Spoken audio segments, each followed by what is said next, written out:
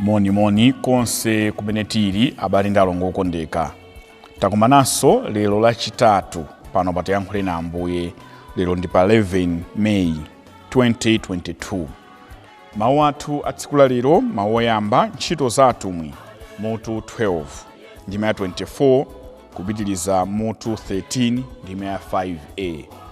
Amene akutilengera mawu oyamba ndi mayi Betha Ambali a wamama wa Chitemwano kuchokera ku St Bernadetta Parish, Chiwavi, mu Diocese ya Mzuzu.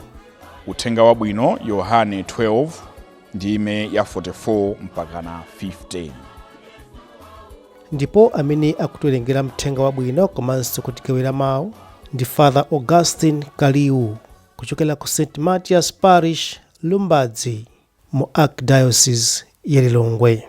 Mawu a malembo oyera. Mawu a m'buku la ntchito za atumwi. Ntchito za atumwi mutu 12 ndime ya 24 kupitilira mutu 13 ndime ya 1 mpaka 5a. Koma mawu a Mulungu adanka nafalikira. Tsono Barnabasi ndi Saulo atakwaniritsa zimene adawatumira ku Yerusalemu, adabwerako.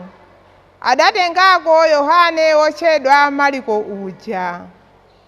Mu mpingo wa ku Antiokeya munali alaliki ndi aphunzitsi awa: Barnabasi, Simeoni wotchedwa wakuda, Lusiyo wa ku Kurene, Manaene amene adaleredwa pamodzi ndi bwanamkubwa Herode, ndiponso Saulo.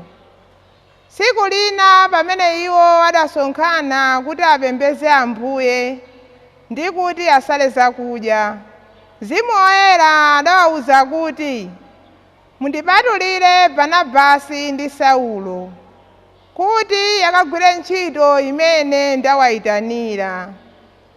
Tsono atasala zakudya ndi kupemphera, adawasanjika manja nawatuma. Barnabasi ndi Saulo, otumidwa ndi Mzimu Woyera aja, adapita ku Seleukiya. Kuchokera kumeneko adayenda mchombo nakafika ku chilumba cha Kipro. Atafika mu mzinda wa Salami, adalalika mawu a Mulungu nyumba za mapemphero za Ayuda. Analinso ndi Yohane omawathandiza. Mawu a Ambuye. Ambuye akhale nanu, akhalenso ndi mzimu wanu. Mawu a mthenga wabwino monga adalembera Yohane woyera. Ulemu kwa inu Ambuye. Yesu adanena mokweza mawu kuti, munthu wondikhulupirira sakhulupirira ine ndekha ayi, koma amakhulupiriranso iye amene adandituma. Ndipo munthu woona ine amaonanso iye amene adandituma. Ine ndine kuwala, ndipo ndidadza pansi pano kuti munthu aliyense wokhulupirira ine asamayende mu mdima. Munthu akamva mawu anga koma osawagwiritsa ntchito, ine sindinzenga mlandu ayi. Pakuti sindidadzere kudzazenga anthu mlandu, koma kudzawapulumutsa. Munthu amene akana ine ndipo salandira mawu anga, alipo amene adzamuweruze. Adzazengedwa mlandu pa tsiku lomaliza chifukwa cha mawu omwe ndakhala ndikulankhulawa. Pajatu sindidalankhule zochokera mwa ine ndekha, koma Atate amene adandituma ndiwo adandilamula zoti ndinene ndi momwe ndilankhulire. Ndipo ndikudziwa kuti zimene amandilamula nzolinga ku moyo wosatha. N'chifukwa chake zimene ndimalankhula monga momwe Atate amandiwuzira. Mthenga wa Ambuye. Ulemu kwa inu Ambuye Yesu Khristu. Yohane mpostoli akupitiriza kutipatsa uthenga wake umene ukutilankhula kwa ife tonse ngati akhristu. Chaka cha Pasaka chimatikumbutsa nthawi zonse za Yesu Khristu amene kuyambira pa Christmas paja, the mystery of incarnation, mystery Mulungu kudzipanga munthu, anabadwa mwana Yesu. Ndipo cholinga chake, mishoni yake idafika pa chiyindeinde, pa climax, pa pinnacle, pa thodzo, pa mtunda penipeni mene adagonjetsa imfa ndi kuuka kwa akufa.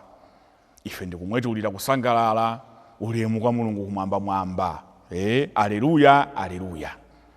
Iye ndi wotumidwa mu misteri soina ya mtengo wapatali, the Holy Trinity, the triune God, the Father and the Son and the Holy Spirit. Ndipo timanena bwinobwino ndithu kuti the Father amene Mulungu Atate, Son Yesu Khristu kunenayu, komanso the Holy Spirit who proceeds from the Father and the Son. Akunenetsa Ambuye Yesu kuti iwo pamene Ayuda ophunzira aja amamuona, amayenera kukumbukira kuti pamene akumuona iyeyo Yesu Khristu akuona amene anamtuma. Anzathu anali ndi mwayi kuwaona Ambuye athu Yesu Khristu physically, maso ndi maso, ndipo amene nadi akumbutsidwe kuti akuona Yesu Khristu akuona Mulungu mwini, akuona Mulungu amene timamutchula Mulungu Mwana. Iyi ndi misteri inde imene imachita transcend our reason, our human grasp of things, kuti nzeru za umunthu zimafika ndiponena kuti zabalalika. Koma tikumbukirenso kuti nzeru zomwezo zimatithandiza kuti chikhulupiriro tichimvetse bwino, makamaka pa nkhani imene kuti mukumvera Yesu Khristu, mukumvera Mulungu amene.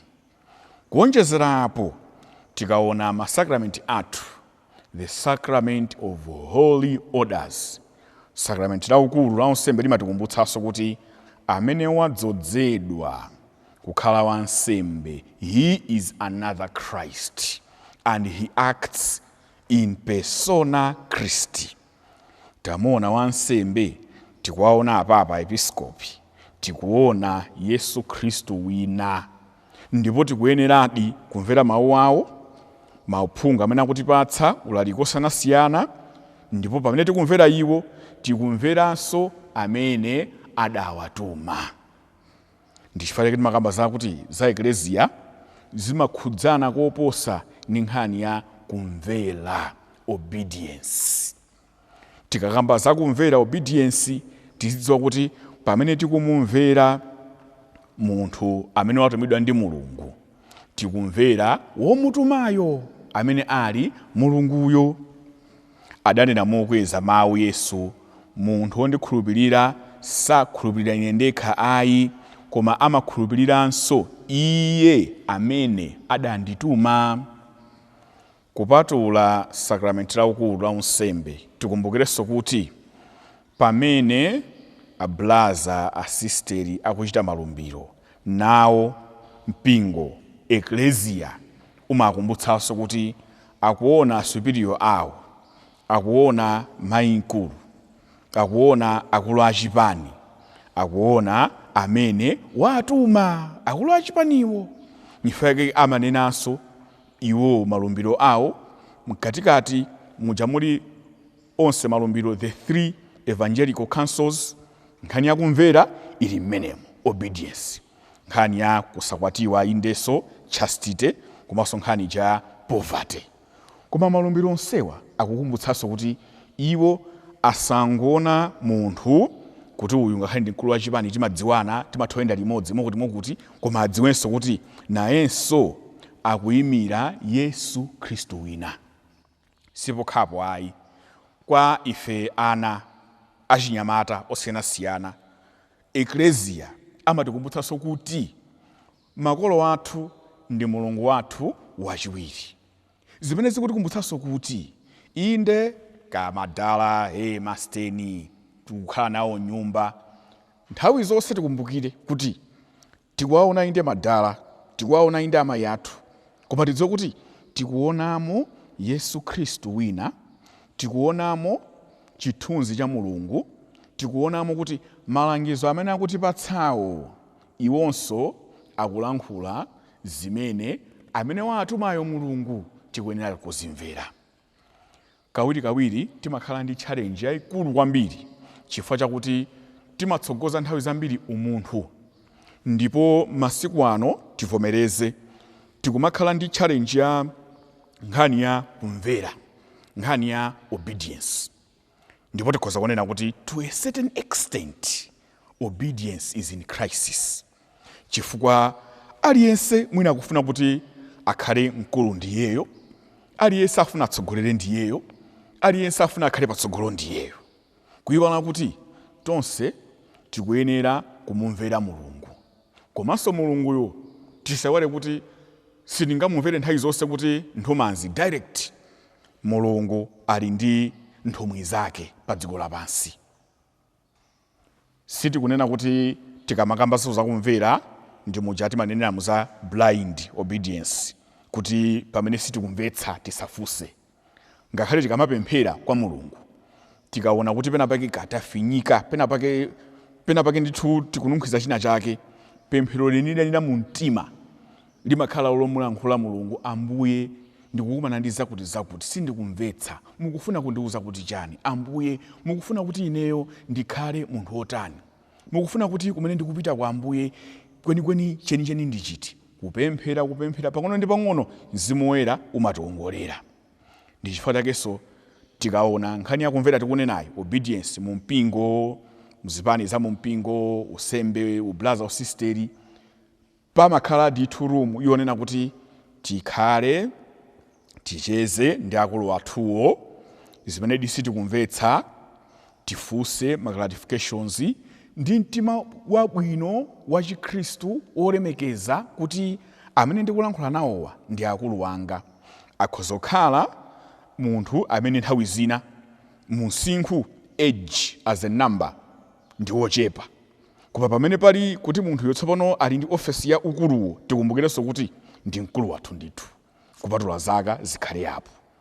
Zimafunikanso zimenezi kukhala ndithu ndi mtima weniweni wodzoza kuti komatu ndisangothamanga kutsutsa izi kapena kukana izi kapena ndikufuna kupanga zanga, kuyiwala kuti makolo angawa, akulu angawa mu mpingomo, atche awa zimene akundiuza ndi zabwinobwino, ngati ndi mafunso ndifunse ndimvetsetse.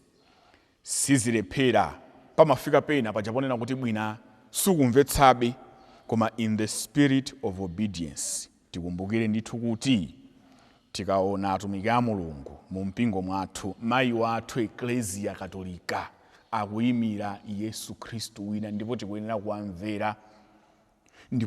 kuwamvera, chifukwa chakuti amene akukhulupirira iwo akukhulupirira amene anamtuma. Kuonjezerapo mmene tilinso tinakali mnyengweni ya Pasaka, tikumbutsane nkhani yayikulu imene akunena Ambuye Yesu, kuwala, light. Ine ndine kuwala ndipo ndinadza pansi pano kuti munthu aliyense okhulupirira ine asamayende mu mdima.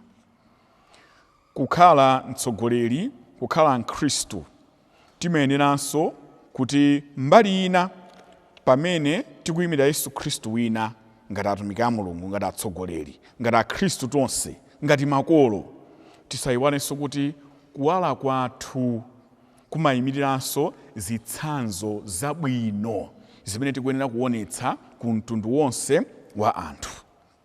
Tikhale tcheru chifukwa chakuti pamene ife tikuyimira Yesu Khristu wina, mbali inanso ndife anthu, ndipo ngati anthu mdima sumakondwera kuti ife tikuyenda mkuwala. Mdima umafunabe upezeka space, mdima umafunabe upezeka ntaji koti kuwala kwathu kuja kuzime iwo ukondwere. Nifake mmaona kuti kumakhalatu ngati chimwemwe, molomonena kuti chikhale chimwemwe chakumwamba, kuti munthu wochimwa watembenuka mtima, pasi pano pamakhala opposite. Chimakhala chimwemwe choti anthu akondwera kuti wina wake wamkulu, mtumiki wa Mulungu, waphula skando ina yake, zina zake sizinayende. Nkupezeka pena paliponse, nkumati tsono kukondwera kumeneku mulomumva chisoni ndi kumpempherera munthuyo kuti akhale ndi mtendere wake, atembenuke inde. Ndi chifukwa chake ife tikuyenanso kukhala tcheru mbali yathu, kuzindikira kuti pamene tikuyimirira Yesu Khristu wina, pamene anthu tikuwamemeza kuti amvere mawu a Mulungu kudzera mwa ife, tikumbukirenso kuti Pasaka, tikamayiona kandulo ya Pasaka, kuwala kuja kukukumbutsa tonse kukhala anthu oyenda mkuwala. Mulungu mwa Yesu Khristu pobweretsa kuwala, kugonjetsa imfa, kugonjetsa mdima, anatitana tonse kuti tisakhale anthu oyenda mu mdima, koma tikhale anthu oyenda mkuwala. Choncho abale ndi alongo okondeka, tiye tipitirize kupemphererana wina ndi mnzake.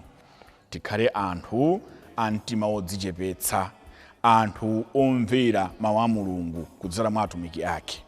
Komanso osayiwala kuti anthu otchula dzina la Mulungu, anthu otilangiza zabwino, akhoza kukhala ana, kaya ena achichepere, kaya ena amene ndi ana amene tikuwaona ndi maso athu kuti ife ndi akuluakulu.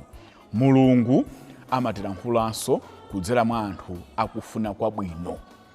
Anthu amene onso timvere, chifukwa pamene tikumvera iwo, tikumvera amene watuma.